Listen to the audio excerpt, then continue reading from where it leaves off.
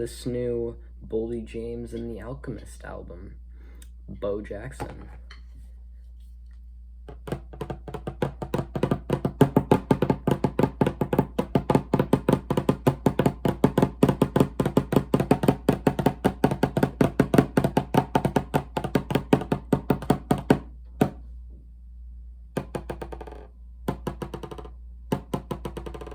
Yeah. So, there was no point to that, by the way, I just felt like it. This album annoyed me, personally. The Alchemist, I expect so much more from, especially just recently off that amazing album, Alfredo, from 2020, which merely missed my top 10. Spotify, this is where I plug it. It's Carson the Music Talker, sorry. That's my Spotify. Check it out. I've got tons of playlists on there. Listen to them. Anyway, I expected so much more beat-wise, and the beats were usually slapping, by the way. However, Boldy James was a name I didn't recognize, and my God, had I wish they didn't work together. Because while the beats were amazing, they didn't fit Boldy's offbeat type rapping, and his boring fucking voice. So goddamn monotone. It was annoying, quite frankly. On tracks it worked. It did work on tracks. Double Hockey Sticks, the opener. It had a great beat. There were two different calls. One to start it, and then one in the middle, which made a beat switch. And then there was like an ending Bo Jackson memoir, essentially. But, I mean, it has the line, I see his face, I rearrange it. I have to at least respect the song, I think. That's like a law. But it's a good song. I'd highly recommend it. It does work on Steel Wool, where it's like they don't cut from the same cloth because I'm Steel Wool, because still, like, fuck off. There were sort of gospel vocals, like a Jay-Z type beat. I will ignore the line that he's trying to rape a village. But, like, yeah, that's a thing, I guess.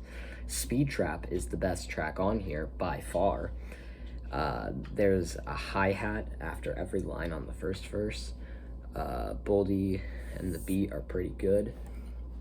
I'm not opening my computer, you're opening your computer. I just realized I didn't write down lyrics for some of these. I just told myself to go look at the Genius page. So, yeah. However, there's a hi-hat after every line.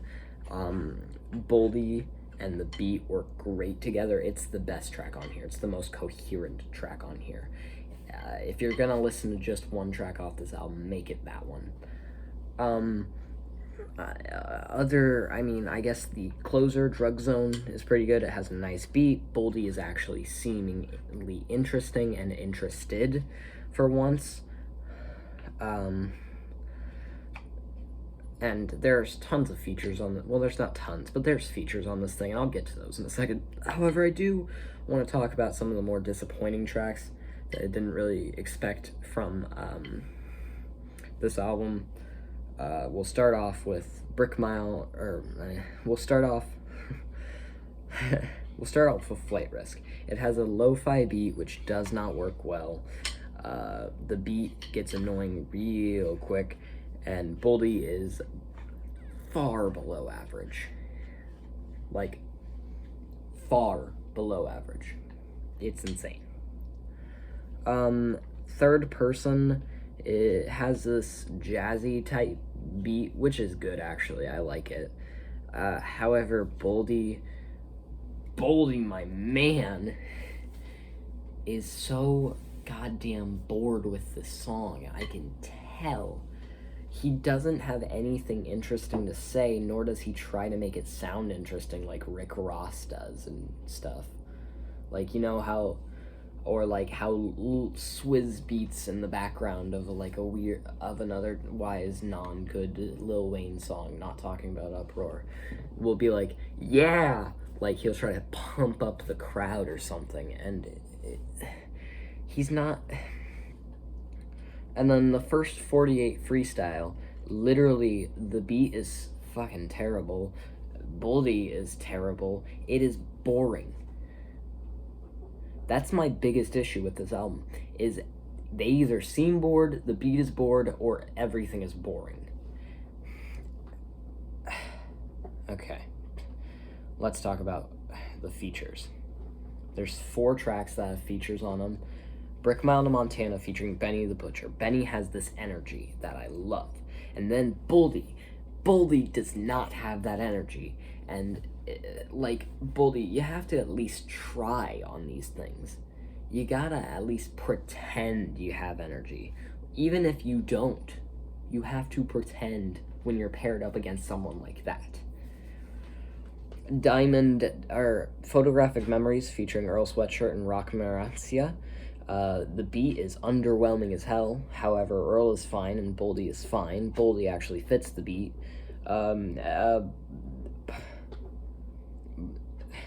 Boldy, I believe.